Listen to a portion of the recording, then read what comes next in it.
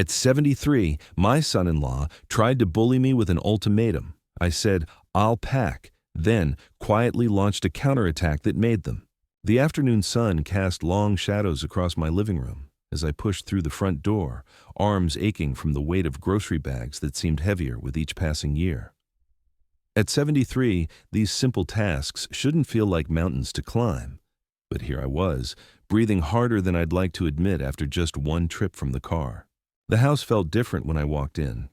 Not the comfortable silence I'd grown accustomed to since Martha passed, but something tense, electric, like the air before a thunderstorm.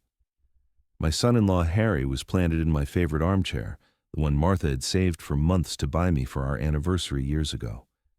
His feet were kicked up on my coffee table, remote in one hand, beer bottle in the other, completely absorbed in whatever game was flickering across the television screen. "Hey there, old-timer," he called without even looking in my direction. "Long as you're up, grab me another cold one from the fridge." I stood there for a moment, groceries still in hand, trying to process what I'd just heard. The plastic handles were cutting into my palms, leaving angry red marks that would probably bruise by tomorrow. I'd just walked into my own home after spending what little money I had on food for everyone, and this was the greeting I received. "Harry, I just got back from the store," I said, setting the bags down carefully on the kitchen counter. "I need to put these away before anything spoils." Now he turned to look at me, and there was something in his expression I didn't like, a kind of casual arrogance that made my stomach tighten. "Come on, Clark, what's the big deal? You're already standing up, I'm comfortable. Just grab me a Corona, not that generic stuff you usually drink." The irony wasn't lost on me. Those Coronas in my refrigerator? I'd bought them specifically for him with money from my Social Security check, money that should have gone toward my own needs, my own comfort, in what were supposed to be my golden years. Instead, I was buying premium beer for a man who couldn't even be bothered to say please or thank you. "Harry," I began, trying to keep my voice steady. "I just walked in. I need to—" "Look, Clark," he interrupted, rising from the chair with deliberate slowness, using his height and youth like weapons. At 35, he towered over my aging frame, and he knew it. "Here's how this is going to work from now on. This is our house now. Tiffany and I, we're the ones making the payments. We're the ones keeping this place running. That means when I ask you to do something, you do it. No arguments, no excuses. Simple as that. Our house." The words hit me like a physical blow. This house that Martha and I had saved for, scrimped for, worked double shifts to afford. This house where we'd raised our daughter, where we'd celebrated birthdays and anniversaries, where Martha had taken her last breath holding my hand. Our house. Before I could respond, Tiffany emerged from the kitchen, dish towel in her hands, blonde hair pulled back in that messy way that reminded me so painfully of her mother at that age. She took one look at the scene, at Harry standing over me like some kind of schoolyard bully, and I waited for her to say something, to defend her father, to remember who had raised her, who had sacrificed everything to give her the life she wanted. "What's going on out here?" she asked, but her tone wasn't concerned. It was annoyed, like we were children disturbing her peace. "Your dad's being difficult," Harry said, not taking his eyes off me. "I asked him to grab me a beer, and he's making it into some kind of federal case." I looked at my daughter, really looked at her, searching for any trace of the little girl who used to climb into my lap during storms, who used to beg me to read her one more bedtime story. But the woman standing before me wore Harry's same expression of entitled impatience. "Dad?" she said, and there was disappointment in her voice, disappointment in me. "Just get him the beer. It's not worth fighting over." But Harry wasn't finished. He stepped closer, close enough that I could smell the alcohol on his breath, close enough to make his point crystal clear. "See, Clark, here's what you need to understand. You live in our house now. You eat our food, you use our utilities, you benefit from our generosity. The least you can do is contribute. That means when I ask you to do something, you do it. No questions, no attitude. That's just how it's going to be." The silence that followed was deafening. I could hear the refrigerator humming in the kitchen, could hear the tick of the grandfather clock Martha had loved so much. But mostly, I could hear the sound of my own heart breaking. Because this wasn't just about a beer. This was about respect. This was about dignity.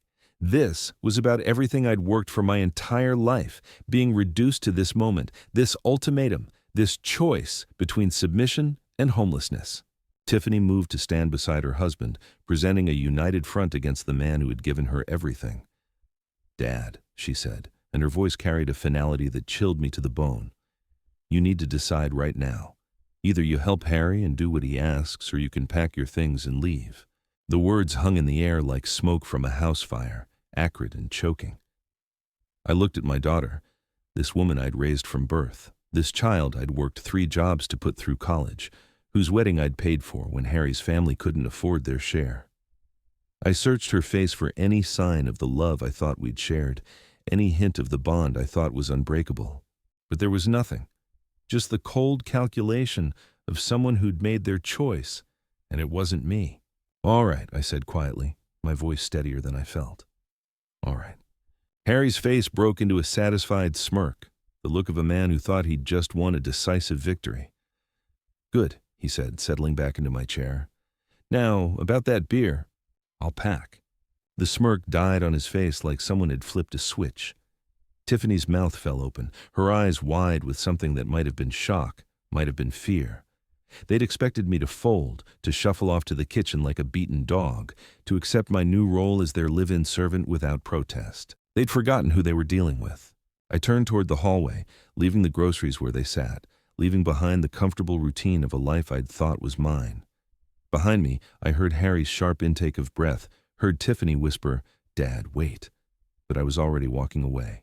My feet carried me down the hallway I'd walked thousands of times, past the family photos that chronicled a life I'd thought was built on love, but now realized had been constructed on something far more fragile.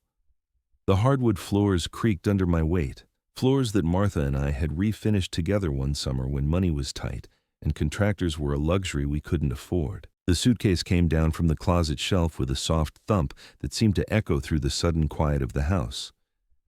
It was the same suitcase Martha and I had taken on our honeymoon to Yellowstone all those years ago, back when the future stretched ahead of us like an endless highway full of possibilities.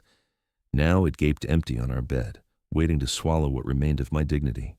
I packed methodically, the way I'd learned to do everything in my 73 years. Underwear, socks, 3 changes of clothes, nothing fancy, nothing sentimental except for the small framed photo of Martha that I wrapped carefully in tissue paper before tucking into the side pocket. My medications went in next, then my reading glasses, the small leather journal where I tracked my meager expenses. From the living room, I could hear the low murmur of urgent whispers, Harry's voice occasionally rising above Tiffany's softer tones. They were trying to figure out how to handle this unexpected rebellion, how to manage the old man who'd suddenly grown a spine. Let them figure it out. I was done being managed. When I wheeled the suitcase back down the hallway 20 minutes later, they were both waiting. Harry had returned to the chair, but his posture was different now, alert and watchful. Tiffany stood by the kitchen doorway, arms crossed, trying to look stern but failing to hide the uncertainty in her eyes. Neither of them said goodbye. The car started on the first try, my old Buick as reliable as ever. I backed out of the driveway without looking at the house, without checking to see if they were watching from the window. The 30-minute drive ahead of me would give me time to think. Time to process what had just happened, time to figure out what came next. But as I pulled onto the main road, heading toward the Pine Lodge Motel on the outskirts of town, I felt something I hadn't expected. Not sadness, not regret, not even anger. I felt free. The memories came flooding back as I drove through downtown, each familiar street corner triggering another recollection of the sacrifices I'd made for the family that had just cast me aside. Tiffany's college tuition flashed through my mind like a neon sign demanding attention. $48,000 a year for that prestigious private university she'd insisted on attending. Not the state school that would have been perfectly adequate, not the community college that could have saved us tens of thousands. No, it had to be the best, the most expensive, the one that would look impressive on her resume. I remembered those years clearly now. Working overtime at the bank, taking on extra clients, staying late to review loan applications until my eyes burned and my hands cramped from all the paperwork. Martha would wait up for me with coffee and a warm meal, massaging my shoulders while I calculated how we'd make the next tuition payment. Every semester brought new fees, new expenses, new reasons why our daughter needed more money. Then came the wedding. $25,000 for one day. One single day that lasted 8 hours and left us financially drained for months afterward. Harry's family couldn't cover their traditional half of the expenses, they'd explained with embarrassed smiles and empty promises. So I'd quietly stepped in, not wanting anyone to feel ashamed, not wanting my little girl's special day to be anything less than perfect. The reception hall with its crystal chandeliers, the flowers that cost more than most people's monthly salary, the dress that hung in our closet for weeks beforehand like some beautiful, expensive ghost, the photographer, the band, the catered dinner for 200 guests, all of it charged to credit cards I was still paying off when Martha got sick. But it didn't stop there. It never stopped. Young couples need help getting started, I'd told myself. That's what fathers do. That's what Martha would have wanted.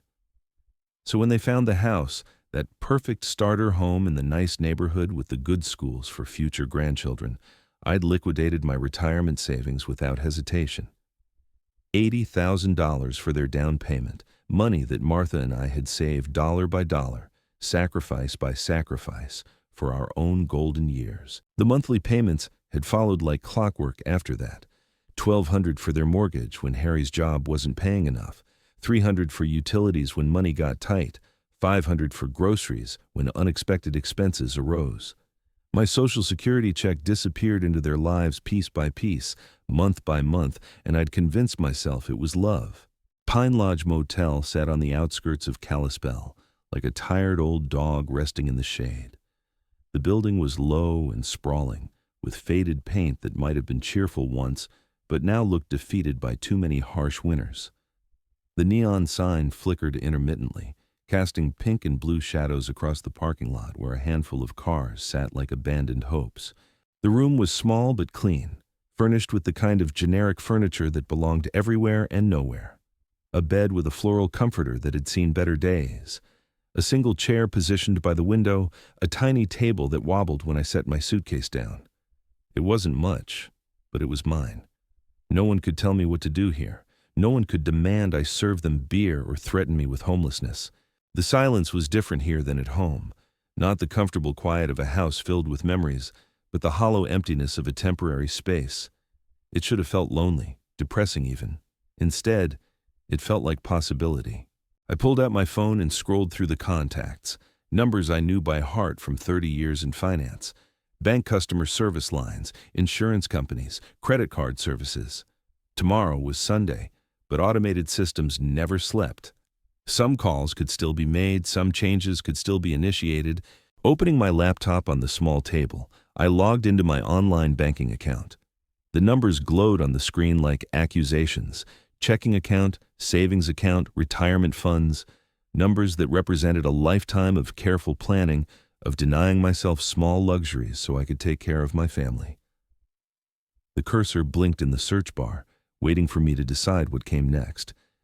Sunday morning arrived gray and overcast, matching the weight I felt in my chest as I spread paperwork across the motel table like a general planning his campaign. Bank statements, insurance policies, legal documents, everything organized with the methodical precision that had served me well in my banking career. Everything within reach, everything under my control for the first time in years. The first call went to First National Bank. Sunday banking was limited, but automated systems operated around the clock, and I knew exactly which buttons to press to reach a human being when I needed one. "Good morning, Mr. Miller," came the professional voice after I'd navigated through the phone tree. "How can I help you today?" "I need to cancel the automatic mortgage payment for 847 Pine Street," I said, my voice steadier than I'd expected. "Account ending in 4729. A pause, computer keys clicking in the background. "Sir, I show that payment has been active for 5 years. Are you sure you want to discontinue it?" 5 years. 5 years of $2,800 every month, disappearing from my account like water through a sieve. 5 years of putting their needs before my own, their comfort before my security. "Completely sure," I replied. "May I ask the reason for the change?" The reason.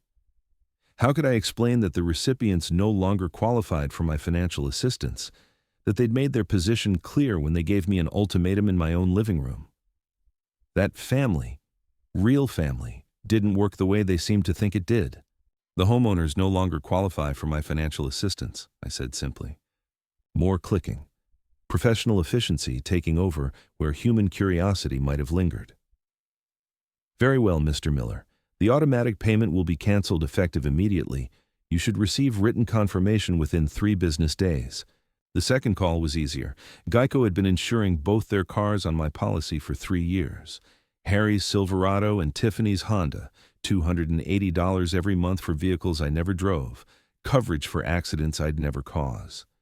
The representative was helpful and efficient, removing both vehicles without question when I explained that my daughter and son-in-law would need to establish their own coverage. When would you like this change to take effect, she asked. Today, I said, and meant it. The credit cards took longer. Tiffany was an authorized user on 3 of my accounts: Visa, MasterCard, and the store card from Costco. $500 monthly I'd been paying on balances I'd never created, purchases I'd never made.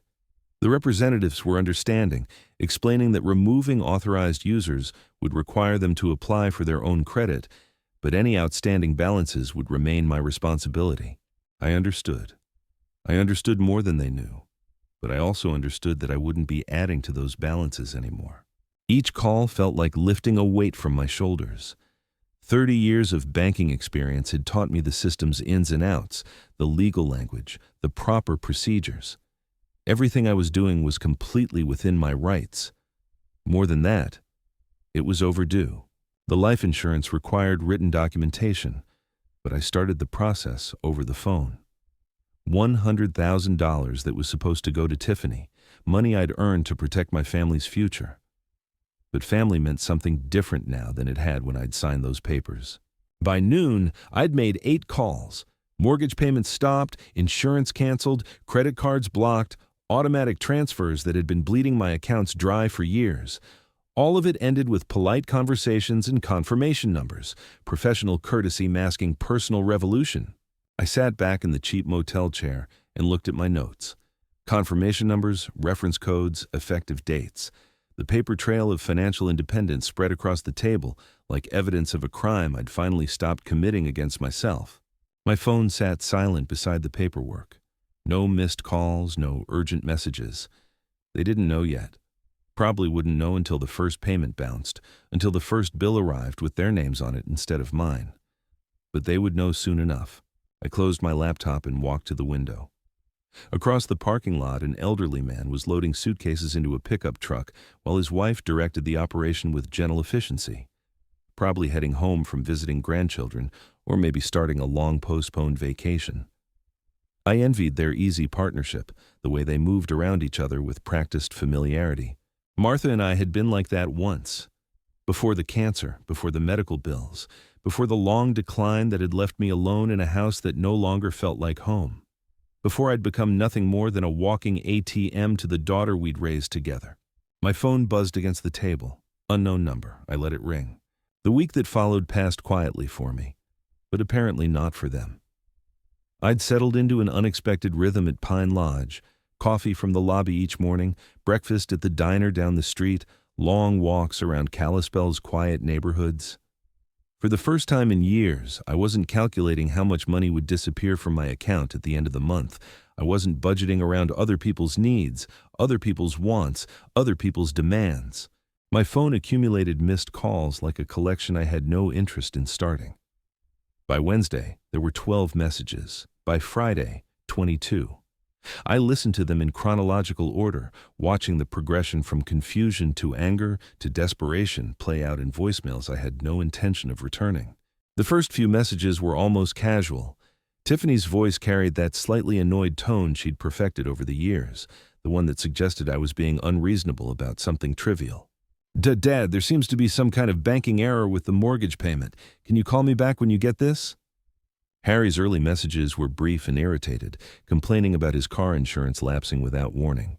He spoke like someone accustomed to having problems solved by other people, frustrated that his usual solution wasn't picking up the phone. But by the middle of the week, panic had crept into their voices like water seeping through cracks in a foundation. Dad, what the hell is going on? Tiffany's voice cracked with frustration on Wednesday's message. The bank says you stopped the automatic payment. They want the full amount by Friday or they'll start foreclosure proceedings. You need to call me back right now. Foreclosure proceedings. The words should have struck fear into my heart, should have sent me scrambling to fix whatever mistake had caused this crisis. Instead, I felt nothing but mild curiosity about their growing desperation. Harry's messages grew increasingly aggressive as the week progressed. Clark, you need to fix this immediately. I've got people asking questions about my insurance. You're making us look like deadbeats out here. Making them look like deadbeats. As if their financial stability was my responsibility to maintain. As if their reputation in the community was something I owed them, along with everything else. The later calls bordered on begging. Tiffany crying, promising they'd work something out if I just called them back. Harry trying a different approach, claiming he'd been too harsh and wanted to make things right. The desperation in their voices was palpable, but it felt distant, like listening to actors perform in a play I was no longer interested in watching. I deleted each message after listening, feeling nothing but detached interest in how quickly their world was unraveling without my financial foundation holding it together. Thursday morning brought a knock at my motel room door. Through the peephole, I could see them both standing on the concrete walkway.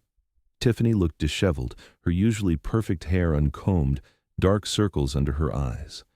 Harry stood beside her in wrinkled work clothes, both of them looking like they'd slept badly. I opened the door, but didn't invite them in. The morning air was crisp, carrying the scent of pine trees and the promise of rain. "Dad," Tiffany's voice was small, broken. Her usual composure had cracked completely. "We need to talk." "About what?" I asked, genuinely curious. Harry pushed forward, his face flushed with anger and something that might have been fear. "About the fact that you're trying to ruin our lives over some stupid argument about beer." The simplicity of his understanding was almost charming. A stupid argument about beer. As if 30 years of sacrifice could be reduced to such trivial terms, as if the moment they'd demanded my submission was just some minor disagreement between reasonable people. "I'm not trying to ruin anything," I said calmly. "I'm simply no longer paying for your lives." "The mortgage, Clark." Harry's voice rose dangerously. "You can't just stop paying the mortgage. That's our house." "Actually, it's my house." The words came out with surprising firmness. "My name on the deed, my signature on the loan. You two were just guests." Tiffany grabbed Harry's arm as he stepped closer to the door, perhaps sensing that his usual intimidation tactics might not work as well in a public parking lot. "Dad, please, we can work this out. Harry was wrong to talk to you that way. We both were. But you can't just leave us with no warning, no discussion." "You gave me an ultimatum," I reminded her. "Do what Harry says or get out. Those were your exact words." "I didn't mean it like that." "Yes, you did." I looked at my daughter, really looked at her, and saw a stranger wearing a familiar face. "You meant every word. You just didn't expect me to choose option 2. Harry tried a different approach, his voice artificially calm, like a man trying to talk someone down from a ledge. "Look, we all said things we didn't mean. But you're talking about our home, our credit, our whole lives. You can't just pull the rug out like this." "I can, and I did." I started to close the door. "You wanted me to leave. I left. You wanted to handle your own lives. Now you can." "Dad, wait." Tiffany's voice broke completely. "What about family? What about everything we've been through together?" I paused, looking at her desperate face. For just a moment, I remembered the little girl who used to help me rake leaves in the fall, who brought me dandelions she'd picked from the yard, with dirt still clinging to the roots. But that little girl had grown into someone who could stand by while her husband humiliated her father in his own living room. "Family works both ways, sweetheart," I said quietly. "I spent 5 years taking care of you both. When it was time for you to take care of me, you chose him instead." Harry's fake composure cracked like ice under pressure. "You crazy old bastard, you can't just—" "I can call the police if you keep raising your voice," I interrupted. "This is private property, and you're disturbing the peace." They stared at me, probably seeing me clearly for the first time in years. Not the soft-hearted father and future grandfather, not the convenient bank account with legs, just a man who'd finally learned to say no. Harry grabbed Tiffany's elbow with unnecessary force. "Come on, we'll figure this out ourselves." They walked back to their car, Harry's swagger replaced by worried hunching. Tiffany looked back over her shoulder like she was seeing a stranger, which, I supposed, she was. I watched them drive away, then closed the door and returned to my laptop. There were still calls to make, still accounts to close. The work of dismantling a relationship was far from finished. I needed coffee and a chance to think clearly. The diner on Main Street had always been my refuge when Martha was alive. She'd meet me there after her doctor appointments, and we'd split a piece of apple pie while discussing nothing important. The walk there would do me good, give me time to process yesterday's confrontation. The 3 blocks felt longer than usual, my breath visible in the crisp mountain air. But the routine felt grounding after the emotional upheaval of seeing my daughter reduced to begging in a motel parking lot. The diner's bell chimed as I entered, and the familiar smell of coffee and bacon grease created that comfortable fog of normalcy I'd been craving. I'd barely settled into my usual corner booth when a familiar voice called out from across the room. "Clark Miller? Well, I'll be damned." Bob Harrison rose from a table near the window, newspaper folded under his arm. We'd worked together at First National for 15 years before his transfer to the main branch. Bob had handled commercial loans while I managed personal accounts, but we'd shared enough coffee breaks over the years to consider ourselves friends. "Bob," I stood to shake his hand, "good to see you. Mind if I join you?" He didn't wait for an answer, sliding into the opposite seat. "Haven't seen you since Martha's service. Heard you moved out to Pine Lodge. Everything all right?" The waitress appeared with coffee before I could answer. I used the interruption to consider how much to share. Bob was trustworthy, but he was also a banker with professional obligations and a tendency toward gossip. "Family situation," I said finally. "Needed some space to think things through." Bob nodded slowly, studying my face with the careful attention of someone who'd spent decades reading people's financial secrets. "That son-in-law of yours tried to pull a fast one on us a few months back." My coffee cup stopped halfway to my lips. "What kind of fast one?" "Wanted a home equity loan on your house. $50,000. Bob's expression darkened with professional disapproval. "Claimed it was his property, brought in documentation and everything." The diner's ambient noise seemed to fade around us. "My house?" "That's right. Had some paperwork that looked official at first glance. But when we ran the title search," Bob shook his head. "Everything came back to you, of course. Clean title, no co-signers, nothing that would give him any claim to the property." I set my cup down carefully, processing this information like pieces of a puzzle I'd been trying to solve for months. When exactly did this happen? December, maybe January. I handled the application personally because of the amount involved. Bob leaned forward, lowering his voice. "Clark, he wasn't just mistaken about ownership. This was deliberate fraud. The documents he brought in were forged. The implications hit me like cold water thrown in my face. 3 months ago, Harry had been planning to steal from me. This wasn't desperation born from our current crisis. This was premeditated deception, calculated theft disguised as legitimate business." "Did you report it?" "We rejected the application and flagged his information in our system. Technically, since no money changed hands, it's a gray area legally. But I kept copies of everything." Bob studied my expression carefully. "You really didn't know about this?" I shook my head, thinking about all those monthly payments I'd been making, all the dinners where Harry had complained about money troubles while secretly planning to rob me blind. The beer demand, the ultimatum, the casual disrespect. It all made sense now. He hadn't just been establishing dominance. He'd been maintaining access to money he believed he was entitled to steal. What was he going to use the money for? Bob glanced around the diner, then leaned closer. "According to his application, home improvements, but word around town is Harry's got gambling debts, pretty substantial ones." The final piece clicked into place. "How substantial?" "Jim Morrison might know more details." "You remember Detective Morrison?" "He mentioned something about Harry being a regular at Glacier Peaks Casino." I did remember Jim Morrison. We'd served on the church building committee together, and his daughter had been in Tiffany's graduating class. If Jim had information about Harry's gambling habits, it was probably accurate and detailed. "Bob, I appreciate you telling me this." I pulled out my wallet to pay for coffee I'd barely touched. "Clark, be careful. A man who'd forged documents to steal from family might do other desperate things when he's cornered." I walked back to Pine Lodge with my mind racing, connections forming between Harry's behavior and his hidden desperation. The beer demand and ultimatum suddenly made perfect sense. He hadn't just seen me as an inconvenience to be managed, he'd seen me as a mark, a convenient source of cash for his gambling habit. The disrespect, the threats, the attempt to reduce me to servant status, all of it designed to maintain access to money he felt entitled to take. Back in my motel room, I opened my laptop and created a new document titled Harry Thompson Evidence. Bob's revelation was just the beginning. If Harry had been lying about this, planning to steal from me while living under my roof and eating my food, what else had he been hiding? The courthouse closed at 5 o'clock. I had exactly 1 hour to file the paperwork that would change everything. After lunch, I drove straight from the diner to the Flathead County Courthouse, that imposing brick building that had intimidated me as a young man but now seemed like an ally in my quest for justice. The clerk's office was on the second floor, staffed by a middle-aged woman who processed my eviction notice with the kind of professional efficiency that comes from handling family disasters on a daily basis.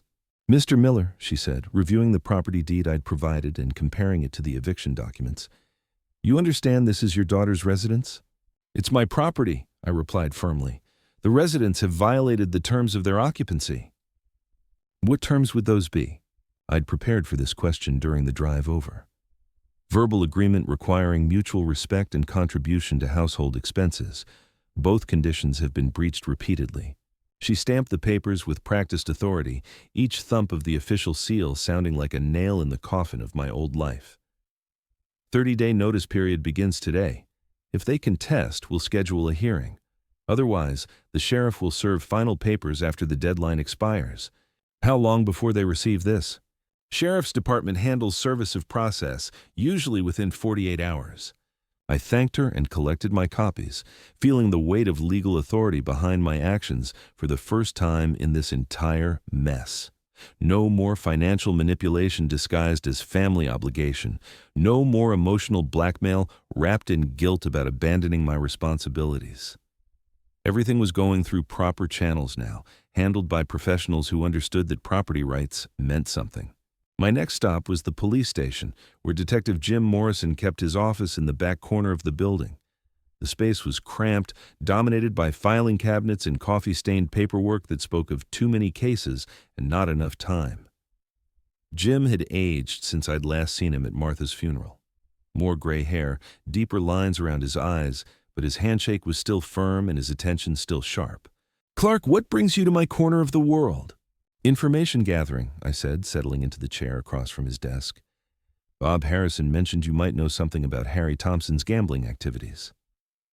Jim's expression shifted to professional interest, his casual demeanor replaced by the focused attention of a detective who'd just heard something significant. "Your son-in-law? What's the context here?" I explained the situation briefly, hitting the highlights without getting bogged down in emotional details. The ultimatum, my departure, the discovery of Harry's attempted loan fraud. Jim listened without interrupting, occasionally making notes on a yellow legal pad. Harry's definitely known at Glacier Peaks," Jim said when I finished. "Regular player, usually at the poker tables. Staff mentioned he's been more frequent lately, playing higher stakes than his income should support. Any idea how much he owes?" "Different creditors, different amounts. We've had calls about collection issues, though nothing criminal yet. Heading in that direction, though." Jim leaned back in his chair, tapping his pen against the desk. "I'd estimate 18 to 20,000 total, maybe more." The numbers staggered me. Harry had been living in my house, eating my food, demanding my respect, while secretly burning through enough money to buy a decent car. The sheer audacity of it was breathtaking. Who are these creditors? Mix of legitimate lenders and less savory characters. The legitimate ones are getting impatient with his payment schedule. The others, Jim shrugged. Let's just say they don't usually involve law enforcement in their collection methods.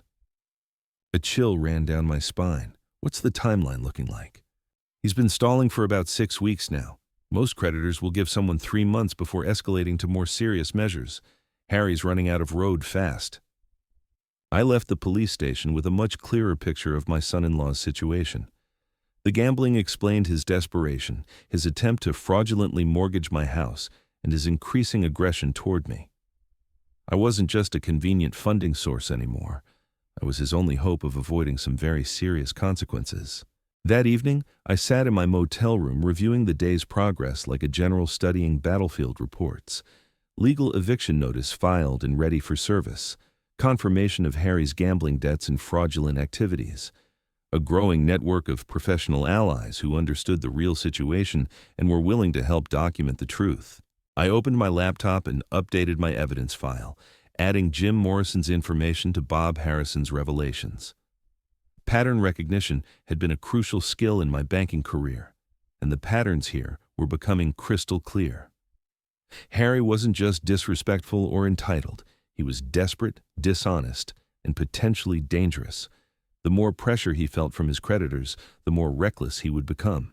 I needed to be ready for whatever came next. Tomorrow, I would start making strategic phone calls to Harry's creditors. Not to pay his debts, those consequences were his to face, but to ensure they knew his true financial situation, including the fact that he had absolutely no legal claim to my property. The truth, I'd learned over the years, was always the best weapon in any fight. Word travels fast in a town like Kalispell, especially when it involves family drama and financial scandal.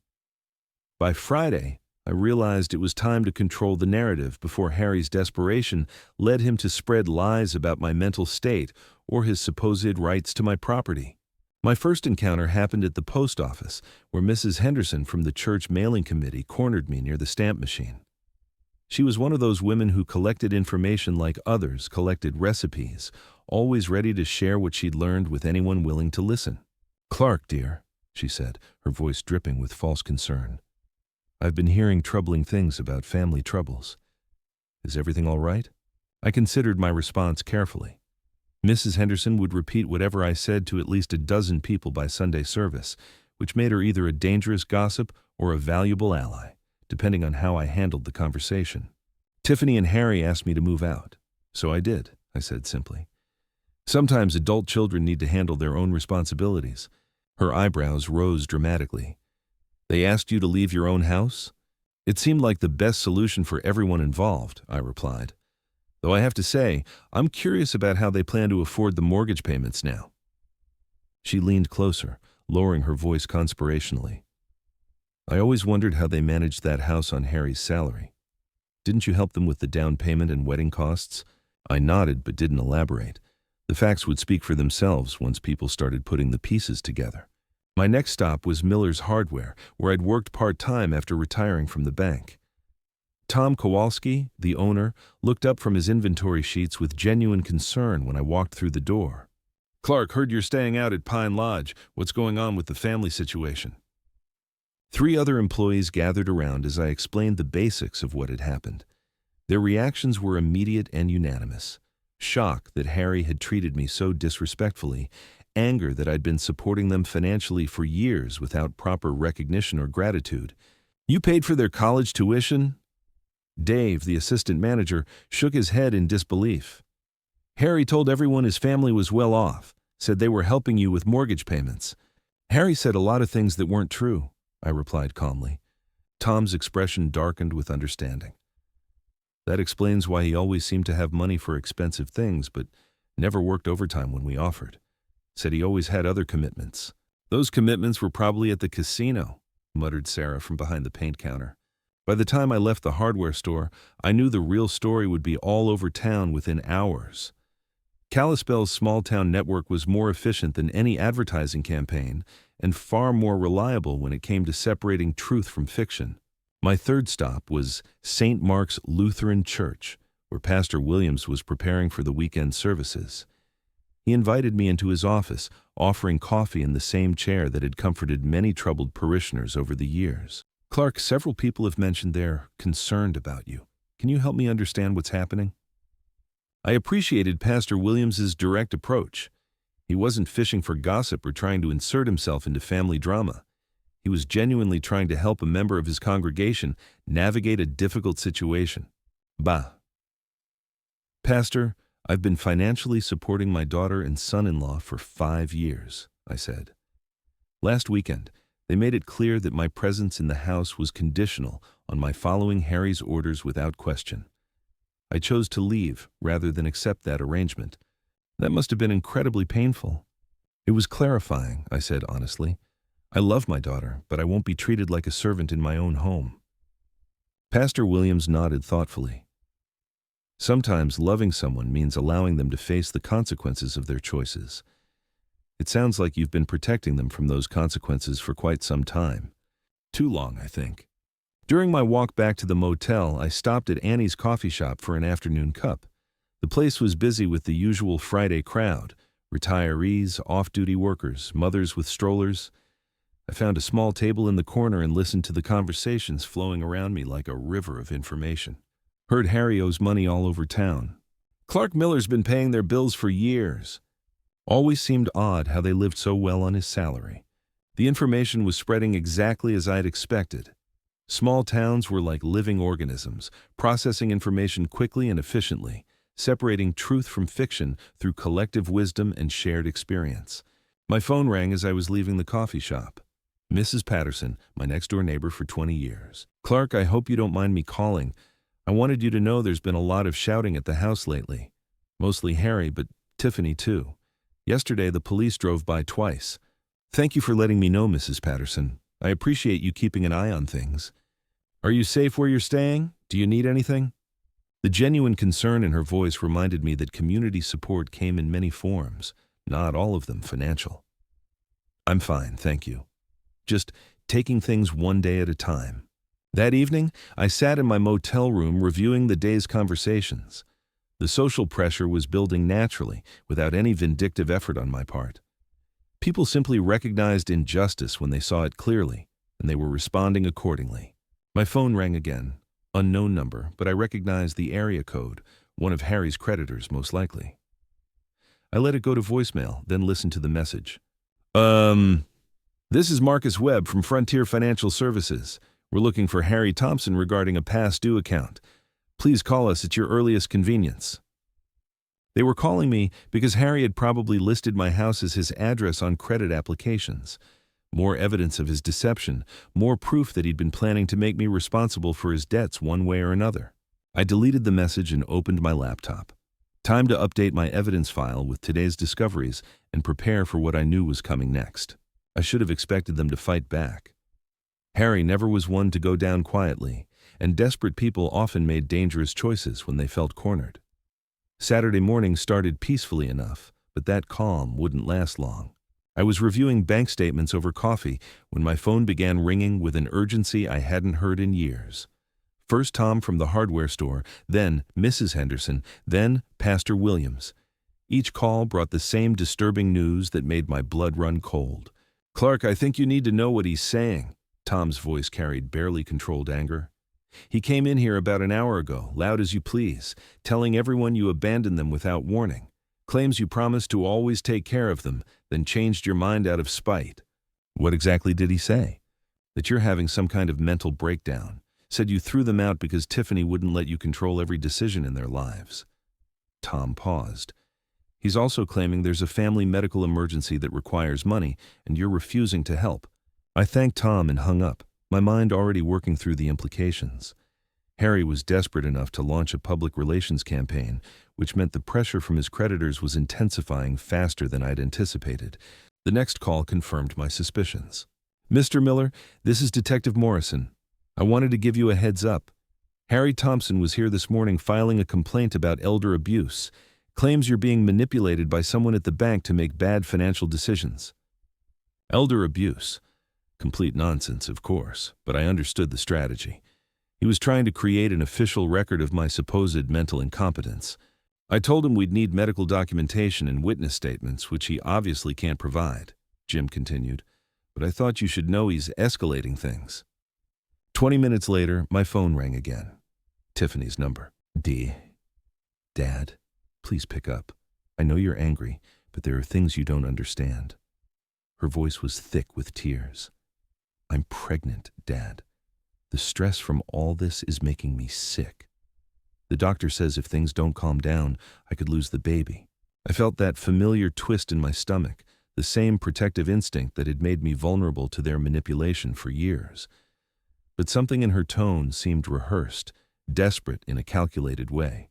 "Congratulations on the pregnancy, sweetheart. When did you find out?" "Last week, right before everything fell apart." Her voice broke convincingly. "Dad, I can't lose my baby because of money problems. You always said family comes first." "Family does come first. That's why I spent $60,000 on your education and $25,000 on your wedding." "But what about now? What about your grandchild?" The question hung in the air like bait on a hook. If she was really pregnant, if there was truly a medical crisis, then my actions could have unintended consequences. But the timing seemed too convenient, the emotional manipulation too practiced. "Tiffany, have you seen a doctor about these pregnancy complications?" A pause. "I have an appointment next week." "Which doctor?" "Dr. Richards at the women's clinic." I knew Dr. Richards. Martha had seen her for years. "I'll call her office to see how I can help with medical expenses." Dad, you don't need to call. If there's a genuine medical emergency involving my grandchild, I want to help. Dr. Richards will know the best way to handle things." Tiffany's voice became sharp. "You can't just call my doctor. That's private information." "You're right. You can have her call me directly to discuss payment options." The call ended abruptly. An hour later, I was walking downtown when I encountered Harry outside the First National Bank. He was talking loudly to anyone who would listen, his voice carrying that aggressive edge I'd learned to recognize. "Oh, he's lost his mind," Harry was saying to a small crowd of customers. "Senile old man thinks everyone's trying to steal from him. Kicked his own pregnant daughter out of the house over nothing." I approached calmly, and the crowd noticed me before Harry did. Faces turned in my direction, expressions shifting as they recognized the subject of Harry's rant. Harry spun around, his face flushing red. "There he is, the man who abandoned his own family." "Hello, Harry," I kept my voice level. "How's the gambling debt situation working out?" The accusation hit him like a physical blow. Several people in the crowd murmured among themselves, pieces of a puzzle clicking into place. "You're crazy," Harry sputtered. "I don't know what you're talking about." $18,000, according to Detective Morrison. Glacier Peaks Casino, mostly poker tables. I looked at the gathering crowd. Amazing how much money someone can lose when they're not paying their own living expenses. Harry's face went from red to purple. He stepped closer, using his height advantage like a weapon. "You senile old bastard, you can't just—" "I can document every dollar I've spent supporting you for 5 years, I interrupted. "Can you document where your paychecks went?" The crowd was listening intently now, processing this new information. Harry realized he'd lost control of the narrative completely. "Come on," he growled, pushing through the crowd. "This isn't over, Clark." I watched him storm away, noting how several people pulled out their phones. The real story would be all over social media within the hour. Back at the motel, I opened my laptop and began documenting the day's events. Harry's counterattack was failing, because it was built on lies that couldn't withstand scrutiny. The community knew my character too well to believe his accusations of mental incompetence or vindictive abandonment, but the pregnancy claim worried me.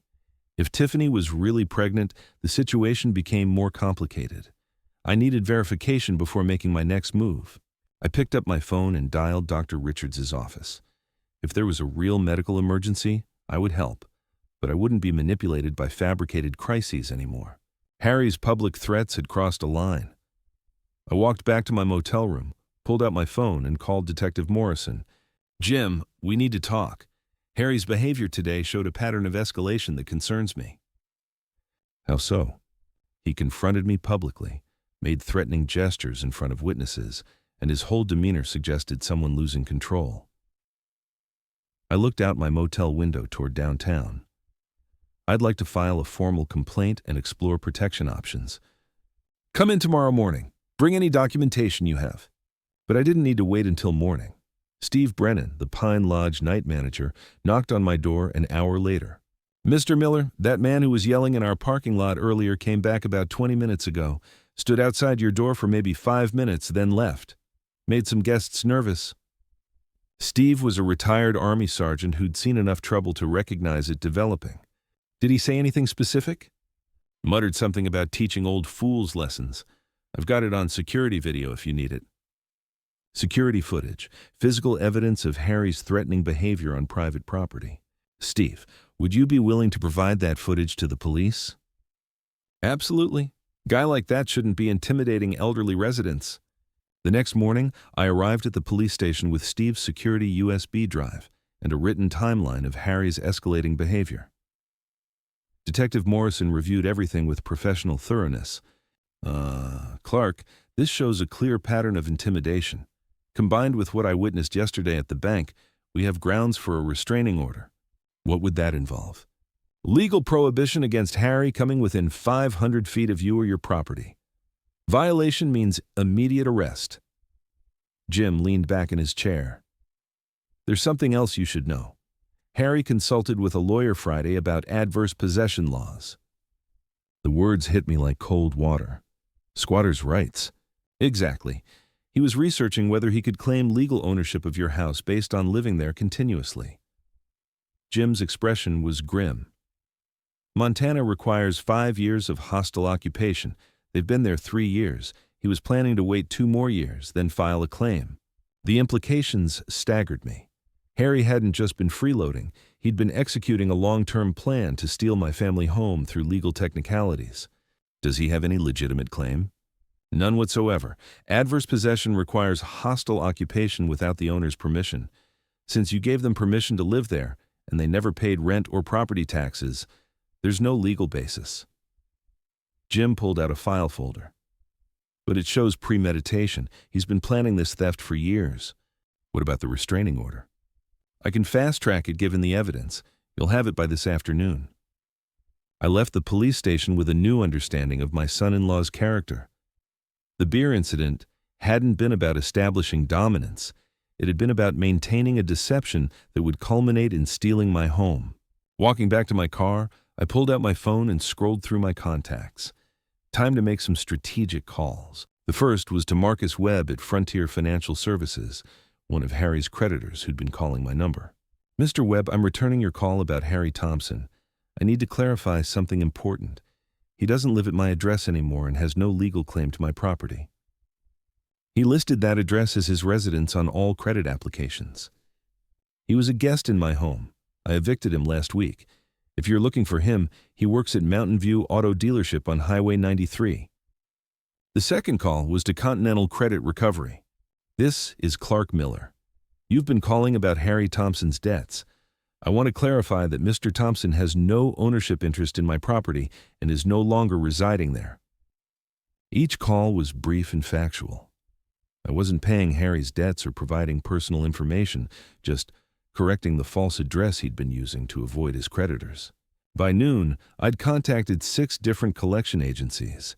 Harry's carefully constructed house of cards was about to collapse.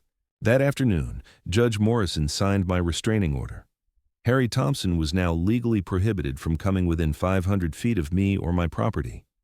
Violation would result in immediate arrest and possible jail time. I drove back to Pine Lodge, feeling the satisfaction of justice properly applied. Harry had spent 3 years planning to steal my home. Now he couldn't even approach it legally. My phone buzzed with a text from an unknown number. This isn't over, old man. I forwarded the message to Detective Morrison, then blocked the number. Evidence collection had become second nature. Monday morning arrived with the courthouse clerk stamping my final copy with efficient authority. Mr. Miller, this order is effective immediately. Any contact or approach within 500 feet constitutes a violation. I thanked her and walked to my car, knowing the sheriff's deputy would serve Harry the papers within hours. My phone was already ringing. Clark, this is Mike Brennan from Mountain View Auto. Mike was Harry's boss, a decent man who'd built his dealership on reputation and trust. I need to ask you something directly. Are the things Harry's been saying about you true? What has he been saying? That you had some kind of breakdown and threw him out because of dementia, that there's a family medical emergency and you're refusing to help. Mike's voice carried skepticism. Thing is, Clark, I've known you for 20 years. This doesn't sound like the man who co-signed my son's first car loan. Moakisho. Mike, Harry gave me an ultimatum to obey his orders or leave. I chose to leave. There's no medical emergency and my mental faculties are fine. as my banker, lawyer, and police detective can confirm. A long pause. I was afraid of that. Clark, I've got 3 customers today who mentioned Harry owing them money. One recognized him from the casino. This is affecting my business. I understand. I'm going to have to let him go. Can't have this kind of controversy around customers who trust us with major purchases. 20 minutes later, I was having coffee at Annie's when I saw the first debt collector pull up to my former house. Continental Credit Recovery, based on the magnetic door sign. I'd spoken with them Friday about Harry's false address claims. My phone rang, Tiffany's number. Dad, there are men at the house asking about Harry's debts. They want to know about our assets, our income, everything. Her voice carried genuine panic now. What did you tell them? I told them the truth. That Harry doesn't own my property and no longer lives there. But they're talking about garnishing wages, seizing assets. Dad, I don't understand any of this. Sweetheart, that's what happens when someone borrows money they can't repay. Those are consequences Harry created, not me. He owes $18,000. How's that possible? So she really hadn't known the full extent. Gambling debts, Glacier Peaks Casino, according to Detective Morrison. Silence on the line, then quietly, he told me he was working overtime those nights. I'm sorry you're learning this way, Tiffany. And the sheriff's deputy was here too. Served Harry some kind of legal papers. He's been ranting and throwing things ever since. The restraining order. Harry was probably just realizing that his options had evaporated completely. Dad, he's talking about leaving town. Says there's nothing left here for him. Her voice cracked. What am I supposed to do? Make decisions based on who Harry really is, not who you hoped he was. That evening, I parked across the street from my former house and watched the chaos unfold. 3 different creditor vehicles had visited during the day. Mrs. Patterson next door waved at me sadly, understanding more than words could express. Through the living room window, I could see Harry and Tiffany arguing. His gestures were aggressive, desperate. Hers looked defensive, frightened. The fairy tale marriage built on my financial foundation was crumbling as reality intruded. My phone buzzed, a text from Steve at Pine Lodge. That guy tried to get in the building again. Told him about the restraining order. He left, but he was really angry. I forwarded the message to Detective Morrison. Harry was violating the restraining order within hours of being served. His desperation was making him reckless, which made him dangerous, but it also made him predictable. A desperate man with gambling debts, no job, and legal troubles had limited options. He could face his responsibilities like an adult, or he could run. Given what I'd learned about Harry's character, running seemed most likely.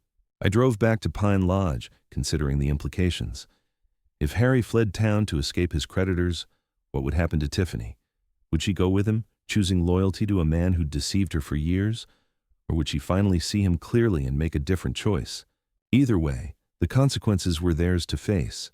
I'd spent 5 years protecting them from reality. That protection had ended the day they asked me to choose between my dignity and their demands. I'd chosen dignity. Now they could choose their own path forward. 3 days later, I received the call I'd been expecting. Dad? Tiffany's voice was small, broken. Harry's gone. He left sometime during the night, took his truck and disappeared. No note, no explanation, nothing. I wasn't surprised. Men like Harry always ran when the consequences of their actions finally caught up with them. I'm sorry your marriage ended this way. I'm not, she said quietly, and for the first time in years I heard something genuine in her voice. I found out he'd been using my credit cards for gambling without telling me. The debts are worse than anyone knew. I filed for divorce this morning. 6 months later, I stood in the front yard of my former family home, watching 3 veteran families move into the transitional housing units the Montana Veterans Housing Initiative had created.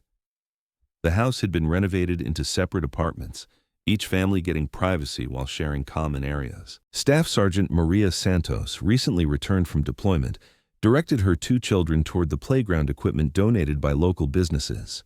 Mr. Miller, this opportunity means everything to us. Thank you for choosing veterans for this gift. Veterans understand sacrifice, I replied. This house should serve people who've actually earned it. My own life had settled into peaceful routines at the lakeside cabin I'd purchased, with money no longer flowing to ungrateful dependents. Morning coffee on the deck overlooking Flathead Lake, afternoon fishing, evening reading, simple pleasures that felt luxurious after years of financial stress and family drama. My phone buzzed with a text from Tiffany. Dad, I'm 3 months into counseling and learning a lot about healthy relationships. Could we try having coffee sometime? I'd like to earn your trust back, one conversation at a time. I smiled, looking out at the lake where an osprey was fishing in the shallows. Tiffany had kept her word about taking responsibility for her choices. More importantly, she was taking responsibility for rebuilding our relationship instead of expecting forgiveness without effort. I typed back, "Coffee sounds good, Saturday morning at the diner." Her response came immediately, "I'll be there. And Dad, thank you for not giving up on me completely." I set the phone aside and watched the osprey rise from the water with a fish in its talons. Sometimes patience and dignity were rewarded, even when the wait seemed endless. The sun was setting over the Rockies, painting the lake surface gold and orange. In the distance, I could hear children laughing at the veterans' housing complex, families building new lives in the home where I'd learned the difference between generosity and enabling. Justice served, dignity preserved. And maybe, just maybe, a daughter ready to earn back her father's trust through honest effort rather than emotional manipulation. It had been worth the wait. If you enjoyed this story, please subscribe to the channel and let us know in the comments where you're listening from. Your support helps us bring you more stories about standing up for yourself and finding strength in the face of family betrayal.